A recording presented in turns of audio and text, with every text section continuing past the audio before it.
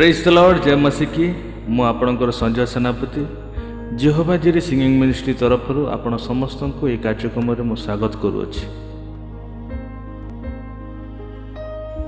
प्रिय श्रोता बंधु, अनंत जीवन अर्थ कौन? अनंत जीवन कौन आम मान निमंते आवश्यक? ये अनंत जीवन कौटू मिल? आसतु ये विषय आज आम चिंता करवा। जोहन 3 पर्व 22 पदर 37 पदर शेष जाए जदि आपण मैंने पढ़े ताहले अनंत जीवन दाता विषय जानीपर। तेज आज चिंता, मु अनंत जीवन अधिकारी हो पारि कि? जीशु बाप्तिस्म देथिबा देखि बाप्तिजक जोहनकर शिष्य मैंने जोहन को प्रश्न करिसंती एवं से सेमानकु उपयुक्त उत्तर देइछंती। जीशु ईश्वरंकर पुत्र जोहन शिष्य मानकु कहिछंती जे जीशु तांको ठारो श्रेष्ठ, से जगतर जात, मात्र जीशु ईश्वरंकर संतान, से स्वर्गर आगत, तेणु स्वर्गीय विषय तथा तांको पितांकर विषय से कहंती। से जीशुंको बर और निजको बरर बंधु बोली कहिछंती। बरर बंधुर कार्य हेला बर को कन्या सह मिलन रे साहाय्य करवा। विश्वासी माने जीशुंकर कन्या, से स्वर्गर आगत, तेणु स्वर्गीय पितांकर विषय जगत सम्मुखरे कहउछंती। जेपरि से माने तांको कथा सुनी पितांको मध्य विश्वास करिवे। जगत जेपरि जीशुंकर परिचय पाइब ए विषय साक्ष्य देवा पाई पिता ईश्वर जीशुंकर पूर्वर जोहन को जगत को पठाई थिले। जीशु ही सम्मानर योग्य।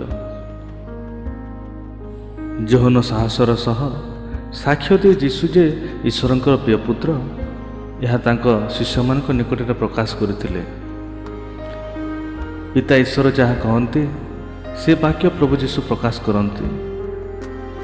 पिता तांको प्रेम करुथिबारु समस्त कर्तापण तांका हाथ में दे अछंती। पुत्र ही समस्त प्रशंसा, गौरव और संभ्रम पाइबार एकमात्र योग्य उत्तराधिकारी। जीशु ही से मेषु शावक जे जगतर पाप बही नहीं जाती। से समस्त दूत मानक ठारू उन्नत, समस्तंकर जीवनर चाबिकाठी तांका हाथ में। जे के तांको ठारे विश्वास करिवो से विनष्ट हेबो नाही, मात्र अनंत जीवन प्राप्त हेबो। पिता पुत्र को प्रेम करुथिबारु समस्त विषय तांको देइछंती। जे ईश्वर को प्रेम और विश्वास करे जे तांको पुत्र को मध्य विश्वास करिवो, से विश्वास ही अनंत जीवन। जो जीवन केवल ईश्वर ठारे अछि और से ताहा दियंती। तेणु जे पुत्र को अमान्य करे बा विश्वास करे नाही ईश्वरंकर क्रोधर पात्र हेबो बोली जोहन डोबक यहूदी मानकर आगरे साहसर सह प्रकाश करिसंती। तेणु मोर श्रोता बंधु, आसंतु से अनंत जीवन देवा जीशु ख्रीष्टଙ୍କ निकटरे विश्वास करंतु एवं निजको तांको निकटरे समर्पण करंतु एवं एपरि प्रार्थना करंतु, प्रिय प्रभु परित्राणर अधिकारी हेबा सहित अन्य को अंश करबा पाई साक्षर जीवन प्रदान कर। आमेन। तेबे श्रोता बंधु, आज वाक्य आपण मान किपरि लागिला निश्चय कमेंट बॉक्स रे कमेंट करके आम को जणांतु एवं ए वाक्य को अधिक शेयर करंतु। जेपरि जो माने अनंत जीवन पाई नांती बा ख्रीष्टन को जानी नांती से माने जेपरि अनंत जीवन विषय जानी ख्रीष्टन को विश्वास करि परिबे, ख्रीष्टन को निकट में निजको जेपरि समर्पण करिवे। तेणु आसंतु अधिक ए वाक्य को शेयर करंतु, लाइक करंतु, सब्सक्राइब करंतु।